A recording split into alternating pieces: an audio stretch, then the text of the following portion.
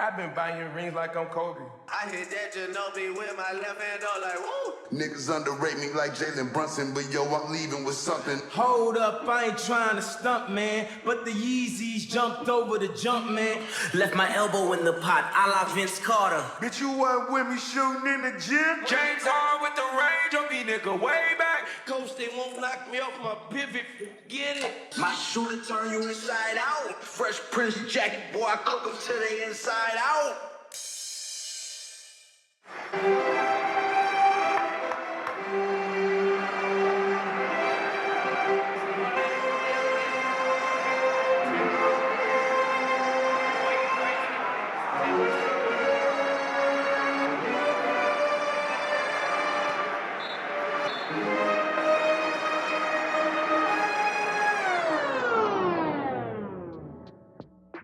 What up, my fellow Knicks fans? This is your guy Marcellus Ease, and don't panic quite yet.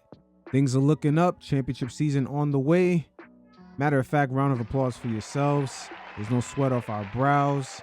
Shit is looking good. Chemistry is still a work in progress, but we'll be all right. And I've always said to the fellow Knicks fans, you will have no allies in the media, as the coverage on the team will always be from an angle of desperation and trolling. And with this Giannis situation, the same thing still applies. You see, the Knicks play in the city of the finesse on top of the finesse. New Yorkers are always on their heels and they always peep game. For example, the new mayor-elect, Mondami, ran on lowering rents, when in reality, his beef is really with the banks. And him never mentioning the banks at all shows you that he's really not there to issue any sort of change. Also, you could look at the situation with Netflix buying out Warner Brothers. The fact that Warner Brothers has certain board members that are willing to force this sale. And when you really take a peep what's going on behind the curtain, you see that if this merger does not go through, there is a $5 billion bailout clause for Warner Brothers to be paid. So again, the finesse on top of the finesse, because Warner Brothers understands that this whole merger could be looked at from an antitrust angle. Why the hell am I mentioning all these things? Because the same kind of finesse is going on here with Giannis and just this whole rumor mill of him wanting to go to New York. But in reality, Giannis does indeed want to go against New York and rival them this season. It's that more than likely it's not going to happen in a Bucks uniform. And that's where good old Pat Riley comes in this situation right here. Don't think we forgot about you, Pat. We see you. Low-key saving your chips and not falling for the Damian Lillard and Bradley Beal trap. But now he has his big fish, and that will definitely change the landscape of the Eastern Conference, as Pat Riley does have all his first round draft picks except 2027. And Giannis has been playing an interesting character because, make no mistake about it, he is definitely in his prime. He's almost on the level of, I would say, the year 2000 Shaquille O'Neal, and he's not trying to have that go to waste. But there has been a lot of smoke screens he has been throwing ever since the offseason when he gave the green light to get rid of Dame, and he has been in unison with the Milwaukee Bucks. They walk hand in hand together, but Giannis does not want to seem like he's the bad guy. He reminds me of like an immigrant cousin who kind of acts naive and shit, but at the same time, it's all really a fucking act. When Giannis is like, oh, I don't know what's going on, he's bullshitting.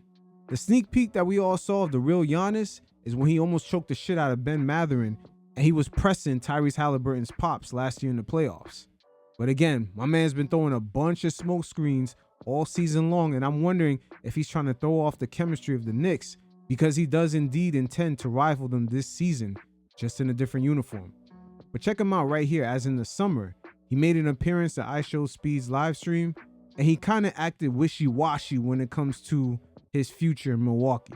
Again, this is all a fucking act, because I do believe he's waiting for Pat Riley to fully pull that trigger. LA, the tax is bad. New York, tax is bad. Yeah. Hell nah. A lot of people have tried to convince me to go and play there and stuff. Oh, nah. No. So you staying in Milwaukee? Probably. We'll see. See. Probably. I love Milwaukee. And that's a church right there, up there. Now, if you notice at the end of that soundbite, he quickly changes the subject by pointing at that church right there. My man Giannis, man, he's trying to pull off that whole I'm fresh off the boat shit. But get the fuck out of here, because I've been peeping this the whole time. This whole shtick. And the signs have been there all along that this Knicks and whole Giannis marriage was more than likely never on the radar. Now, for those of you that are watching the visual version, as you can see in the Knicks cap sheet, the NBA today is not designed for teams to have players like Mikal Bridges right around that $40 million a year mark and just have OG on the roster at the same time and have a superstar like Giannis. So both of those guys more than likely would have to go, or either or. And the Bucks already said they're not interested in Karl-Anthony Towns, so this whole fit wouldn't make sense anyway. And also, the Knicks gave Mikal Bridges an early extension. If they were really looking to shop him around, they would have never had done that. Once again, the Knicks are one of the few rare teams in the NBA who have two players making around $35 million plus in OG and Mikal Bridges, who are actually worth that contract price. We seen Norman Powell out in Miami get fucked over from getting that same deal after playing like an all-star for the Clippers. Jimmy Butler had to fight for his money by getting into a back and forth with Pat Riley. Lucky for him, he got out of that situation because of the player rest policy. You see, Pat Riley fell for the double trap because the league already had that team policy in play, so he was in violation for not playing Butler. And Golden State, they're in a desperate situation trying to capitalize off the last few good years of Stephen Curry. So they did give Jimmy that money almost as a bailout plan. And also in our very same division, you could look at the Toronto Raptors and Brandon Ingram. Rich Paul is on record saying that the market for Brandon Ingram to pay him $40 million plus a year was very limited. So teams are very cautious of who they give the Mikal Bridges type contracts, the OG Anunoby type contracts too. That's why I'm saying a lot of this is really a bunch of smoke screens, because more than likely Giannis does intend to rival the Knicks this season, just not in a Milwaukee Bucks uniform. And hey, Pat Riley's in prime position because he does have that YMCA program where he finds all these randoms to play really fucking nice, having their salaries real low, and also absorbing Giannis's contract, while at the same time getting rid of Tyler Heroes. Good old Pat for the last few seasons has been itching to get rid of that money. But at the end of the day, the NBA is at a very interesting point because there is a transition happening between two different eras of the league. The whole small ball era is beginning to end. Matter of fact, this season might be the very end of it. And the norm now in this current era as it shapes itself is to have a very deep team of players. That was the main Achilles heel for the Knicks in the playoffs going up against the Pacers last season. And now just to trade a few players to try to get Giannis doesn't really make a lot of sense. In order to win a championship, you got to get through OKC. Hell, even the Houston Rockets, you look at some of the top teams in the league, they are very deep. But for Leon Rose, it's going to be interesting. He barely talks to the media, but yet they have all these rumor mills and all these kind of false, clickbaity, anonymous sources bullshit. And for Leon Rose, there is going to be a point of introspection for him when it comes to the whole Karl-Anthony Towns, Jalen Brunson pick and roll, I guess, idea that they had when they initially made the trade for Karl Towns. He's going to have to re-examine that fit, especially for the price point that Cat is at under these new CBA rules. But you know, it's all in due time. Leon has done a great job at the end of the day, especially between these two different NBA eras while he's been the president of the Knicks. The league has definitely shifted the way teams are roster building nowadays. That's why we all gotta love the fact that Leon Rose does not speak to the media. There's no fake added pressure to make this sort of trade, even though it doesn't make a lot of sense, especially if the Bucks don't want Karl-Anthony Towns. And even through any type of success the Knicks team have, they will always be covered from the media in an angle of desperation or just some sort of troll job. As right here, check out the wordplay that was used when Jalen Brunson had first got injured this season, even though the team was in a good steady course. But just look at the terminology that media members use when describing the Knicks. I'm telling you, we might as well be the fucking Charlotte Hornets. I will say this, and Knicks fans, of course, will hate me. And don't hate me, y'all. I promise. Now, he's just starting his soliloquy, but look at the PSA that he has to issue out. What other NBA team gets talked about like this? Come in peace.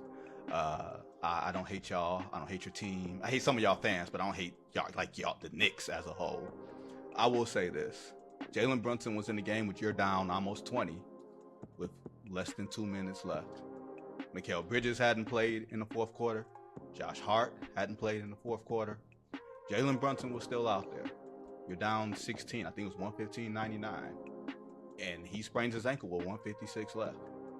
I'm not saying he shouldn't have been in there. I am saying that the tone of the discussion today would be totally different if Tom Thibodeau were the head coach and he had left Jalen Brunson in the game, down 16 in the game. But he's not the head coach, and y'all still talking about him. Isn't that amazing? Now right here, keep in mind, they lost one game after winning 7 in a row. But check out the way he's going to describe the Knicks. Second end of a back-to-back, right? They played Memphis the night before, and that sort of thing happens. That's a really hard thing to reconcile. And I will say this, that locker room was really low. For a team that had won 7 games in a row at home, for a team that won 5 games in a row at home. Like, I haven't been around the team all year. I'm not trying to like cast any aspersions. You've been around a fair amount. Or a lot of teams full of turmoil. I'm not saying this is a team full of turmoil. I'm just saying that I've seen moods. Ain't that fucking amazing? He's comparing the Knicks after winning 7 games, dropping 1, JB getting an injury that could happen in any play. But no, it's the Knicks. Of course, we got to re-examine why the hell he was out there to begin with. And then my man went to describing the locker room very similar to a losing team that's in turmoil. There's no other NBA team that gets this type of coverage. That says, man, we got a 5-game losing streak going on, as opposed to, man, we dropped the game against the team that we should have beat. You know what I mean? Like, that's the sort of thing that sort of sticks with you a little bit. And I'm very curious to see how they play against Miami in his home and home when Jalen Brunson is going to be out, at least for this game, with a grade 1 ankle sprain. Last year, he had an ankle sprain in LA in March, and he missed a month. He missed almost 15 games right before the same ankle, beginning. right? Same ankle. So yeah. You got to be really also careful. he left the garden on crutches. I mean, you know, crutches and a walking boot. Notice the way he said crutches and walking boot. Damn, bro. Really? It's like that? This is part of the trolling when I make reference to the way the media covers the Knicks. They only know how to cover them from that sort of angle. Everything is just one little inch away from the fucking Lucky Charm Shamrock breaking down, and the Knicks and the whole franchise and the whole building just explodes. What the fuck? But yet the Lakers are playing with a 40-year-old LeBron James, and we supposed to believe every single season from you guys that they're fucking contenders? Unbelievable. Nowadays, people do the walking boot just to start the treatment and everything else. I don't think it necessarily signals the same thing that it used to signal, you know, back in the day. But it is something that bears watching. And for this team, everything bears watching. So again, my fellow Knicks fans, you have no allies in the media. None. Zilch. James Dolan's Knicks are the only NBA team that have to not only overcome their opponents on the court, but the fucking media. The only team. And in this era of algorithm and clickbaits, that is the money-making formula that the media has when it comes to the Knicks discussions. That little fucking caricature that Stephen A. Smith puts on with being a stressed-out Knicks fan is really the only way that they know how to cover the team. Everything is from an angle of desperation, including the rumors of the Knicks making a trade for Giannis. Why? The money doesn't even add up unless it's Giannis for Cat. It is what it is. This team right now, the makeup is fine, the chemistry is on point, and the way that they just have different lineups to mix and match, they fit the modern style in order to win a championship today. It's that things are going to take time for Mike Brown to get that defense to come together. And speaking of team dynamics, the NBA is definitely in a transition from the small ball era. And now this season, we're seeing the Knicks actually fit into the more modern style that the league is in, with the 5-out spacing, everybody's important decision makers. Mikal Bridges sharing the ball a lot more. Mikal Bridges looking very in form. Same thing for Josh Hart. He has fit very well into this new Mike Brown offense. And with that said, this type of formula is working with everyone being decision makers, as we seen OKC last season win the championship without a true point guard. And this is really the makeup for a lot of upcoming teams. You look at the Houston Rockets, the Detroit Pistons, Cade Cunningham, in a way, he's really a combo guard, but he's in that SGA role for them. You could look at the Boston Celtics with Jason Tatum and Jaylen Brown and Paolo Banchero. The Denver Nuggets with Jamal Murray. He's sort of a combo guard. He's not necessarily a traditional point guard, kind of in a very similar role as Jalen Brunson on the Knicks. And really, to a degree, the Minnesota Timberwolves. They have Anthony Edwards running the show. He's definitely not a true point guard, but he is their playmaker. The only thing that team really needs more is shooting. And this is where things are shaping up. I'll also add the San Antonio Spurs to that mix with Dylan Harper and Stephen Castle. Those are not traditional point guards. So there's definitely a shift, and all those teams, one thing that they do have in common, they're relying on multiple players that are on the floor to have a great IQ to read the game and to initiate the offense. Former Knicks coach Rick Pitino has spoke on some of these modern offenses of today. You guys check it out. There are no point guards anymore. I mean, if you find it, you'll probably describe him as a guy who can't shoot. What's Jalen Brunson? He's a combo scoring guard. I don't think he's looking for the assists. I think he's looking to score. And thank God he is. So, and whether it's the champion, who's the point guard of the Thunder? I said this to the team, who's the point guard of the Knicks, the Lakers, the Celtics, the world champions. The point guard is totally done in basketball. The days of John Stockton are long gone. There are no more point guards. Chris Paul's probably the last one. So you got to play with everybody handling the basketball, 5 out, and just create good movement. Now, the only thing I would say with Rick Pitino's last few statements, with there being no point guards, that would only apply for this current era. A lot of what we see on the court depends on the draft classes coming in, because just a few years ago, they were saying the big man is dead. Then Embiid, Jokic, now we got Wemby, we got Chet in OKC, so that narrative is pretty much killed. The era is really only influenced by the draft classes coming in, and that's why I said the small ball days are beginning to wind down. If not this season, that door is about to be slammed shut. But ironically, Rick Pitino actually has sat down with Jalen Brunson, and they spoke about the different eras and play styles. Also, the generational shift between the way head coaches operate, the way they speak to players, the way they relate to them. They're more like peers now. You guys check it out, and every once in a while, I'll check in. Are there any similarities between the Knicks teams that you were a part of and this current team? Well, we were known as the Bombinos. We were averaging 117.8 points per game. We were pressing a lot, so these guys don't press like that. Now, as far as the pressing, because make no mistake about it, the Knicks are kind of small, especially when they go to their bench lineup. They normally only have Karl Towns out there with 4 guards or combo guards. Same thing for Mitch. They might take a Cat out and just have Mitch in there. I've seen a few times that Mike Brown had him going like that against the Charlotte Hornets and the much easier team. I think the Knicks are kind of testing the waters out with that, because with those small lineups, they will have to get physical with certain teams. Going up against the Houston Rockets, the Orlando Magic, the Detroit Pistons, the Miami Heat, etc. The Oklahoma City face a very similar dilemma, and that's how they pretty much counter the fact that they're very small. They do not mind getting down and dirty with the physicality. But offensively, we shot a lot of threes. You guys are a better offensive team than us, but we had Patrick. Mm-hmm. And we were a very good defensive team. But the game was different back then. I mean, everybody's playing 5 out right now. You have Karl Anthony Towns coming in off the bounce and shooting threes. Patrick and Oak never shot a 3. They were not allowed to. Let's just put it like that.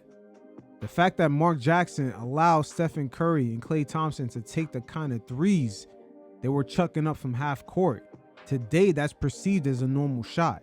But there's plenty of NBA footage out there with players taking long threes during the game and even the announcer scolding them for doing so. It was just different times. But Patrick Ewing, had he played in this era, he would be knocking down a lot of those threes. I remember looking back a few summers ago at the 94 finals with Patrick Ewing and some of his playoff matchups with the Chicago Bulls. He let off a few threes and he was making them. So just imagine if he was playing today and just pulling up even before making an initial pass inside the arc was just considered a normal thing to do. And when Rick had mentioned that the Knicks are better today offensively, but they had Patrick, Ewing made a lot of clutch defensive plays for the Knicks. It doesn't get talked about too much, but he definitely was a two-way monster, and you had to be like that back then, just having to go up against all those legendary centers of his era. You know, Patrick and Oak never shot a three, so it's a lot different. Yeah.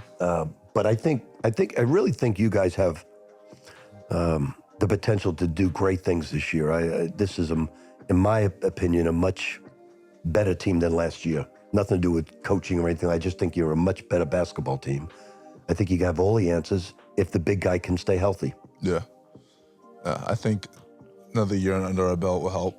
I think our chemistry is there. Like, that's not a problem for us. Like, chemistry is not a problem for us. I just think that it's a long year. So like you can't look too far ahead. Like, yeah, no question. Like for us, like this is our year. Like we keep hearing that, and like, all right, well, we gotta get through the year. Yeah. Right. And so just making sure we're not listening to the outside noise, positive or negative, and also I believe the Knicks are only operating. They're only operating at like 60% right now. This ain't it yet. This is only the beginning. Remember, Brunson had a period where he was out, OG was out. Like, we haven't seen everything in full form yet. Mike Brown mixing and matching some of these lineups coming off the bench. That Josh Hart, Mikal Bridges, Deuce McBride, OG, and Cat lineup, woo, is one of my favorites so far. Shit, you could even replace Cat with Mitch. And just the transition offense alone, especially the way Mikal Bridges has just been all over the place this season. That shit is a lot to handle for teams, I'm not gonna lie.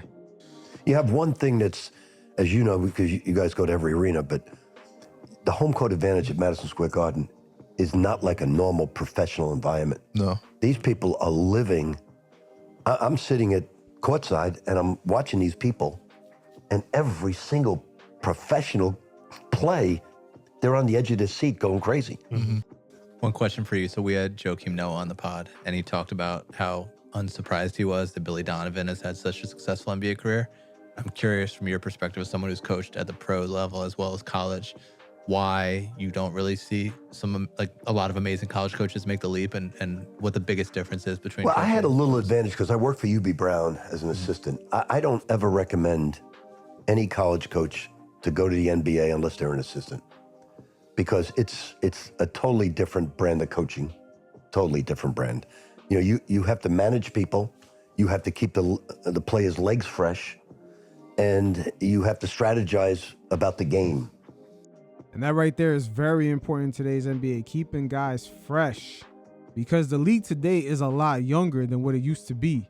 Even the Knicks right now, having a bunch of guys in their mid-20s, in a way, they're kind of an older team. The Oklahoma City Thunder just won an NBA championship with a bunch of 22 to 24-year-olds. SGA being 27, Alex Caruso and Isaiah Hartenstein were considered the OGs of the team.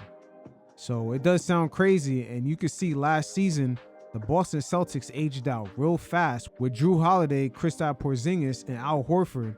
As in the series with the Knicks, they looked real old real fast. Those three players are pretty much the reason why the Knicks exposed the Celtics. And teams definitely will age out real fast. I believe this is happening to Golden State this season. They so far look like they're going to hover around being a 7th seed to 9th seed for the whole season. That's with them having Stephen Curry cooking too. In a way, it shouldn't be shocking that the league is getting younger and younger, because that draft class with Trae Young and Luka, those two players raised the standards of what it meant to be a guy in the league, 22 years old, maybe 3 seasons in, with multiple playoff runs, at least a few All-NBA selections, and expectations to at least get to the conference finals by that age. Luka and Trae Young definitely had the accolades of a player that was in their 5th, 6th season in the NBA. But for them, it was only year 3. It's amazing though. Right now, the NBA is a totally different league. And you have to strategize about the game. Yeah, and you can't maybe talk to a 35-year-old the same way you talk to a 22-year-old. Well, it's not so much that, it's the coaching and practice. You know, you can't, everything with us is practice. In the pros, it's not practice. And you got to get that mindset. Like a John Beilein going to the pros, it's not going to be that way. So With Billy, what I'm shocked about is how much I never thought he would like the pros as much as he does. Because he looks like a college coach. You know, he goes about it, but he loves the NBA. Loves the NBA. Didn't want to go back to college at all. I called him about the Indiana job, the Kentucky job. He could have had them all, and no, he doesn't. So he loves the NBA, gets along with his players great. He had Maurice Cheeks with him for a long time, and Maurice helped him a lot. So, I'm not going to lie. Last season, Rick Carlisle changed the way I looked at the Pacers. I knew going into the finals that they were going to be in position to win it. Like, I remember I was telling a friend of mine, this shit's going 7 games. And it ended up not only being true, but also the Pacers really had that series wrapped up in the bag. Game 4 in the third quarter, at home, they had OKC in no man's land. Looked like they was going to blow them out. But they quite couldn't put the lid on it. And then in Game 5, Tyrese Halliburton kind of got injured, and he was pretty much on one leg for the rest of the series. And they were still in the lead in Game 7 going into the third quarter. And that's with him leaving the game early, I believe, after the second quarter. So to my fellow Knicks fans, that loss that we had to the Pacers last season, it didn't look like it on paper, but that definitely was a championship team, just the way they was constructed. That bench was dropping over 35 points a game consistently. And they had players like Mathurin that were dropping multiple 20-point games coming off the bench, not only against the Knicks, but also against the Thunder. The only difference really from the Knicks in their series versus the Thunder is the way the Thunder had responded in Game 2. They made sure they came ready. The Knicks in Game 2, the offense was a little bit suspect, and they ended up being down 0-2 in a series in which they didn't really have that much breathing room to make mistakes. If they just could have responded a lot better in Game 2, that definitely would have been a 7-game Eastern Conference Final series. He's adjusted really, really well, but some of the other guys don't adjust to it. They need to be an assistant first and find out what it's all about in dealing with the NBA athlete. That's yeah. I always told Rice. Are your team easy to deal with? All the guys? We're pretty easy. I mean, you got guys. We have no like actual assholes on the team. Like he's an asshole, but not really. Like we have a bunch of good dudes. I mean, we have moments where like guys like teams do. You have moments, but we have no like troublemakers. Yeah. One, but he's all right. We can handle him. I mean, because 82 games in playoffs, it's a long year with guys. It's a lot. I mean, you're seeing each other every day. Yeah. And when it's just not going well, you're annoyed at each other. Yeah. On the road, you go out with each other? Sometimes, yeah. Dinner. It just all depends, and it's like we're not like when I first got into the league, I feel like it was how's that shit? Guys started like a lot of like the older guys were kind of like it was like the generation was changing. Yeah. You know. Yeah, it was changing because a lot of those guys came from what I like to call the me first era. The Melos, the T-Macs, the Allen Iversons. That generation of players really came off of the Michael Jordan inspiration, where they wanted to be the guy. And the game was a lot different back then. It was much slower pace. It was more of a inside-out game, less possessions, less scoring. And now with the way the NBA is, it's less of a pyramid of stars. So that's where you see some of the camaraderie that the Oklahoma City Thunder have is translating over onto other teams, even the Knicks. Guys can't really hide behind their brands and egos like in the past. The players Josh Hart is making reference to, they definitely came from a I gotta get mines era. Now, like everyone, like we just kind of like hang out a little bit. A lot of dudes have like these things called pogas, which is like you put your PlayStation or whatever your little gaming console in. You bring that on the plane. You go to your room. You're playing video games. I feel like, cause like in the bubble, there was a couple like JJ Mello, some like the older guys, Carlo Quinn, like they would go hang out and drink wine, and then like everyone else was just like in the room playing video games. Yeah. So like now like the generations is different. You might go out to dinner or something, like just kind of hang out, but A lot of times people just kind of do their own thing. Yeah, I haven't felt the itch to like really go out though. Like, yeah. You're tired. Yeah. My man Jalen Brunson is definitely tired. A couple of East Coast winters will do that to you, Jalen. But it's all good. At least he could rest up those ankles. But again, the landscape has changed. There is definitely a generational shift. And the players of the past were about their brands. They were about getting their points. What I like to call the post-Michael Jordan effect, with a lot of guys trying to imitate what he did on the court. And it really wasn't a good play style that would translate to being a good television product. That's when the Steve Nash Phoenix Suns came about, and slowly year by year the NBA has been tweaking the product behind the scenes with the rules in order to make the game return back to a play style from the 80s. That's exactly what we're seeing today. The scoring efficiency, the way teams are sharing the ball, it definitely has translated into being a much better product for streaming. Because at the end of the day, making that money is what it's all about. But ironically, Carmelo Anthony has spoke about some of his politics of why he did not make his return to the Knicks before he had sailed off into the sunset. And we're going to see a lot of that I gotta get mines and the whole I'm not coming off the bench and some of the branding dynamics that comes with his class of players. LeBron James right now in LA is going through this, as JJ Redick kind of wants to run his system more through Austin Reeves and Luka. At some point, it's natural. Father time is going to kick in, and it creates this sort of gray area where team aspirations begin to collide with certain superstars' branding. I'm not going back to New York to be the 15th man on the roster. All right. And play some nights and don't play when I know I'm still can play. But other sports will bring a guy in like you can't guarantee me 15 minutes. But you thought about it though. So like somebody you thought about it, didn't you? Not as 15. Like when Brunson and Randall and all those guys were here. Not as 15 man. Okay. No, because there was an opportunity for me to come in and play off the bench. Yeah. Not at 15. I wasn't coming here to take Taj Gibson's role. Yeah. That's not. I can't do crazy. that. I think if you're, that's what they offer me. Is what I'm saying. Taj, relax. No, Taj was very good at what he did in that role. That's just not a role for me. I hear you. It's cool. Taj I can go play on 7 p.m. now. I'm not playing that 15th man role and shit. I'm not doing that. Hey, it is what it is. Not only that's part of the generational shift, also the shift in the play styles. Sort of the same thing Rick Pitino was describing when he said that teams of today need multiple players who could initiate offense for others because there is no true point guard. So the me first kind of players like Melo really sort of got phased out, unfortunately. The only player I would say from Melo's era that fits in no matter where he's at is Kevin Durant. My guy has always been the ultimate Swiss Army knife. And hey, maybe guys sometimes stay too long. Look at Chris Paul. He was on his typical Chris Paul politicking, but at the same time, he was on his way out. He's a little bit too old. He doesn't have the same impact, and there's going to come a time where the headaches are just no longer worth it.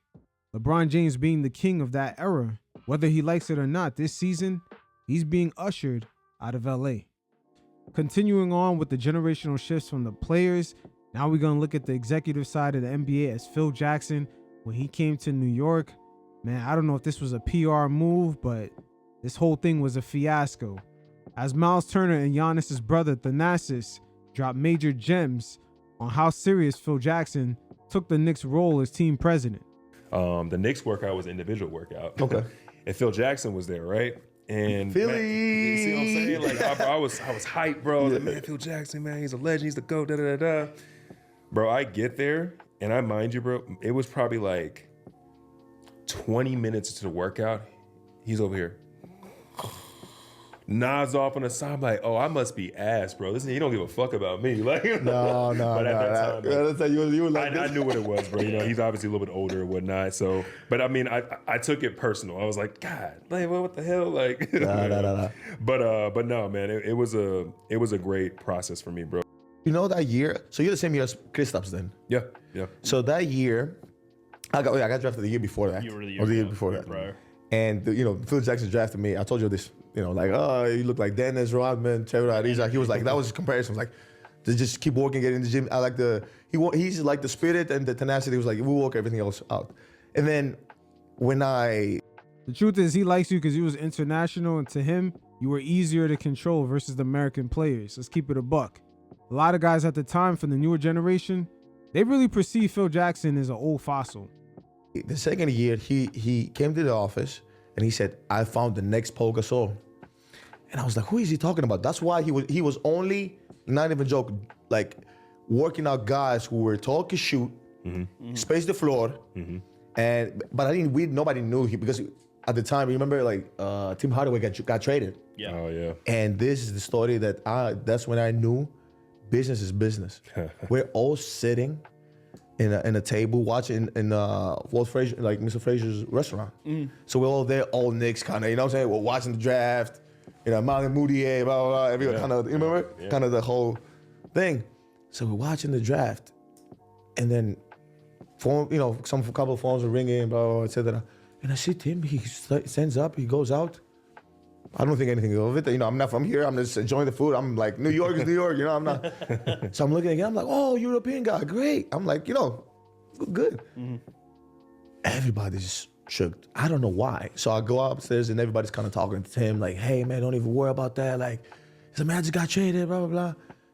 And, I tapped kind of Clay Anthony earlier at the time. I was like, hey, what's going on? I really don't. He's like, I got traded. He said, yeah, I just got traded. I said, they could just trade you and not say nothing to you. I'm not like, he was like, yeah. My man Phil Jackson was all over the place. He traded him like that, and he ended up signing him to a large contract. Ain't that a bitch? But it is what it is. That's exactly what Rick Pitino was talking about with Jalen Brunson, with the generational changes and the way coaches interact with players. It's just on a whole different level. And a lot of guys like Phil Jackson definitely got phased out. Last but not least, these are interesting times in the NBA as a lot of the behind the scenes stories are being brought to the fold due to the media landscape and the way it is. In the middle of Pablo Torre exposing one of the largest cap circumventions, possibly being for about $500 million when it's all said and done with Steve Ballmer, he also was able to get some insight with Mark Cuban's dirty macking ass to some of the dealings with Jalen Brunson. And interesting enough, he got entertainer/podcaster Joe Budden to press him about some of his findings. But before we get to that, let's take a listen to Bill Simmons as he exposed some of the culture that's always been festering around the NBA when it comes to cap circumvention. Some of the stories have talked about how furious other teams are. Yes. That this is a breach. Get the fuck out of here. That's how I feel. Half the league does this. I wish I could say 10% of the shit that I've heard over the last 20 years about all the shit that everybody does. It's unbelievable. Everything you think is happening, just period. Hey, when there's a lot of money at stake, we all expect it to. But when the NBA does their own investigation after Mark Cuban had put in his own injunction against the Knicks, and they complete their investigation just taking away a second-round pick from the Knicks, you gotta wonder why he keeps going back and speaking on this. He made an appearance on Jalen Brunson's show in which he told him to his face that he had no hard feelings over him leaving the Mavericks. But just a month later after that, the paperwork leaked out that he filed a case against the Knicks for tampering. So Pablo Torre every once in a while tries to act like he's gonna do some wild investigation exposing Jalen Brunson, and Joe Budden pressed him about it. You guys check it out, and every once in a while, I'll check in. Look, I'm from New York. I'm born and raised in Manhattan, not that far from the Garden, actually. And so, the number one thing people on the street tell me if they recognize me is, lay off Jalen Brunson. Yeah, that should be New York law. Stay away from him. He's our beautiful, large adult son, or moderately sized son. And most of the experts felt like the contract was an overpay at the time, right? So, by the way, I will admit this: when Jalen Brunson got signed to that deal with the Knicks, I was like, "Yo, he's an incredible Honda Civic." Oh shit! Exactly. Stable, reliable, just trustworthy, but not a superstar, not a luxury vehicle. It's interesting. A lot of people felt that way, but at the same time, right before they signed him, he was cooking Donovan Mitchell in the playoffs. Everyone forgets that the Mavericks did not even have Luka for the first 3 games of that series, and Brunson had the Mavs up 2-1, and he was cooking Mitchell. You can even look at the following season afterwards when both players landed in the Eastern Conference. Jalen Brunson once again cooking Donovan Mitchell in the playoff series. I don't know why it is this way, but even Mark Cuban tries to justify that Jalen Brunson wasn't him yet, knowing that Brunson was the reason why you guys were up 2-1 against the Jazz in the playoffs after Luka went down. So it'd be hypocritical for me to say, and all along I knew that he had a secret deal with his dad, who was an assistant coach, and the age. But like the story of the Knicks, by the way, it's an organization run by a guy named Leon Rose. He used to be an agent at CAA. And look at who Leon Rose represented. Look at Rick Brunson, the dad of Jalen Brunson, and the job that he got. And you will notice that some things in the NBA, by the way, it's funny. What can you spend on if you're a billionaire? Coaching staff salaries and front office staff salaries are uncapped. Whatever you want, and they're also not published. Right. So it's very funny to be. So I have like empathy for athletes, right? Like you get to look in the paper and see, yo, I am watching your tax returns right now. That is not true of like the GM of the team. So how and why they could pay Jalen Brunson, like purely theoretically, they could pay him lots of different ways through employees, namely his dad, who's already on the payroll. It wouldn't be that complicated. But I don't know what they're paying Rick Brunson. See, and that's my issue with Pablo. It's not that there's something happening to make you suspicious. Your eye just spots windows of opportunity for this to take place. And then you start digging and find out, oh shit, something is there. Well, but it rich wasn't people- nothing that put it on your radar. And my point is, because it's everywhere, if you look anywhere you'll find it. Yeah. So two things are true. One thing is I have been shocked at how often when I start digging there is something. I'm like, either I'm pretty good at this or this is a very dirty world we're living in when it comes to like what people are hiding. Dirty. It's both. It's I think there's column A and column B. Pablo, you really never had to dig for the Brunson side of the story. You've been on record stating that you spoke to Mark Cuban for 3 hours about the Ballmer cap circumvention, and you only put out an hour episode. So you mean to tell me you guys didn't talk about Jalen Brunson not one time in those 3 hours? I find that hard to believe. But the other consideration, I think, is I don't know, like I'm a guy with a podcast with a small staff, and if I could investigate everything, I would. But I got to make choices about what to cover. Yeah. And so Start at home, for sure. And not Brooklyn. Not Brooklyn. Stay right in the garden. Look, but at the same time, what I suspect happened with Jalen Brunson is fundamentally different from what has happened with Aspiration. I don't know what's happened there. Again, part of like what I need to keep doing also to be lame about this is that like I've realized that when I say something as a matter of, I'd like to do that. People are like, you said you're that all at right. the end of the Kawhi shit, antennas went up. Well, next I'd like to see what Jalen is up. Wait, what the fuck? You know, what happened was fucking Dan Patrick had me on his show, and I love Dan Patrick, and he was Dan. like, what else are you looking into? And I'm like, well, this Jalen Brunson thing's interesting. And then suddenly people on the street are like, yo, you fucking touched Jalen Brunson, I'm gonna... Because that ain't like Kawhi. Kawhi, go ahead and have your fun. We home. We home now. I want to enjoy the city I live in, Did Joe. anyone from the Knicks reach out to you? In what way? Like, cool it down. After you. I know some people over there. No, they're Or they just look at it like Pablo's being Pablo. Yo, Pablo be trolling. He said, in what way? But then he answers the question with no.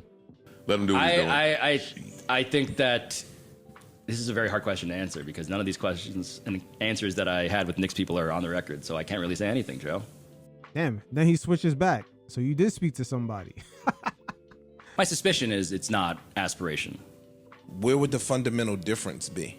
So a billionaire cheating should be a billionaire cheating. A billionaire circumventing the rules. They should all be totally. in line. I think what I'm probably not articulating very well is that I don't have proof that it happened, and the story that I chose to do instead is so nuts that I have a hard time thinking that that exists anywhere else. That is facts right there. That story with Steve Ballmer is so crazy. The fact that you're looking at over $500 million was spent to circumvent the cap just to have the opportunity to give Kawhi $100 million. And if things had gone right with that plan, Kawhi would have netted at least $250. But it sounds very hard to believe that Steve Ballmer propped up a company and spent over $500 million just to give away $100 million to Kawhi. That shit don't even sound real, but that's the level of wealth that he has. He could buy half the NBA teams if he really wanted to. But what you're totally right about is if someone gave me a tip and was like, yo, you should look into this thing with Jalen Brunson, and I started and I discovered there was something, I would absolutely follow that to its logical conclusion. I just, frankly, all I have is the theory that I laid out. I don't have anything more than that. Thank God. Well, Dolan might be a little smarter than Ballmer. He'll probably hide it better, make it a little tougher for you to find. He sounds like he's been in New York for. Hey, I tell you what, James Dolan don't have Steve Ballmer money. Shit, the whole Madison Square Garden combined and all the entities don't have Steve Ballmer money. Spending $500 million just to give Kawhi another 150? That's on top. Hey, it is what it is, but these are interesting times that we're in. These new crop of NBA owners, they really don't give a fuck about the rules. And it's not only with guys like Steve Ballmer. The Edelson family that own the Mavericks, they operate the same way. Not necessarily with money to the same degree, but with their political connections, they make shit happen. But we'll see. That's all I have for today, fellas. Definitely check out the link in the description below. Check out the NBA True Story playlist and also the Hardwood Nuance playlist, which is a little bit of game film mixed in with the storytelling. And this season, we're going to break this down slow as Mike Brown slowly tries to craft this Knicks defense to get them to an NBA championship. But until next time, you fellas stay safe. Peace.